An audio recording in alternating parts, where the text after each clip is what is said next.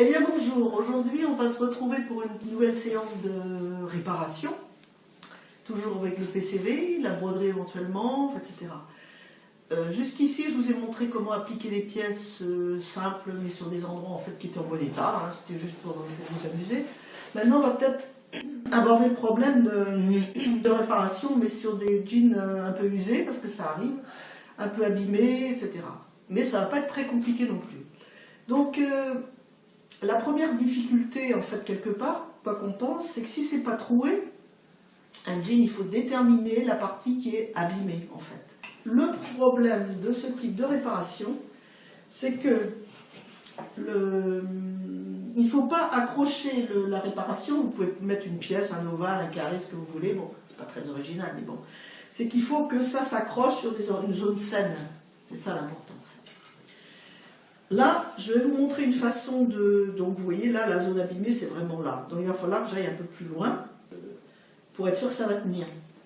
Et un deuxième problème pour que la réparation tienne, c'est que la pièce que vous allez mettre soit d'un tissu du même type que le tissu du jean lui-même. Vous savez qu'il y a beaucoup de sortes de jeans. Celui-là est un jean assez fin. Donc il ne faudra pas mettre un tissu trop épais dessus. Et c'est peut-être pour ça que vous n'avez pas réussi à réparer, par exemple, avec du jean épais thermocollant, comme on trouve à acheter, qui peut être très très bien sur un jean très épais.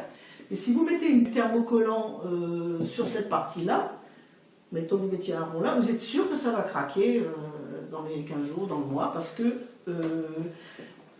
la partie épaisse et très solide va tirer sur la partie qui est encore fatiguée autour. Donc il faut vraiment avoir un tissu qui corresponde à peu près à l'épaisseur du jean, etc. Alors, pour changer un petit peu des fameux ovales qu'on met toujours sur les genoux, etc., j'ai taillé pour vous un colimaçon, parce que ça change un peu. Donc, vous pouvez le tailler plus serré, vous pouvez le tailler, voilà. Et j'ai mis ça à peu près donc de la taille de l'endroit abîmé. Alors, on positionne ça. Je vais mettre le carton pour éviter de piquer toujours la couche du dessous.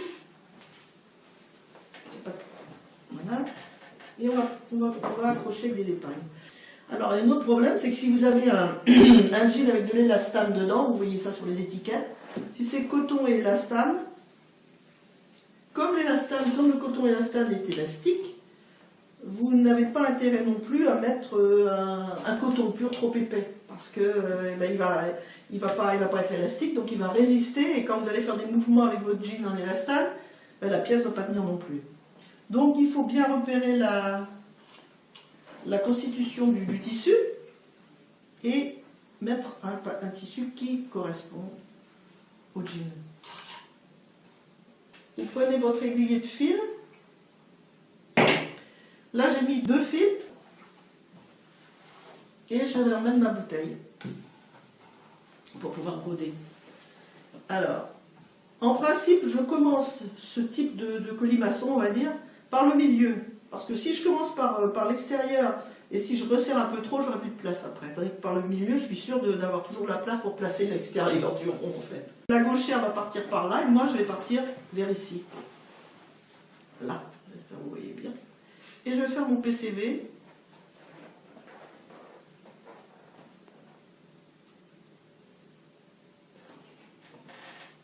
Je n'ai pas assez fixé, je n'ai pas mis assez d'épingles, visiblement.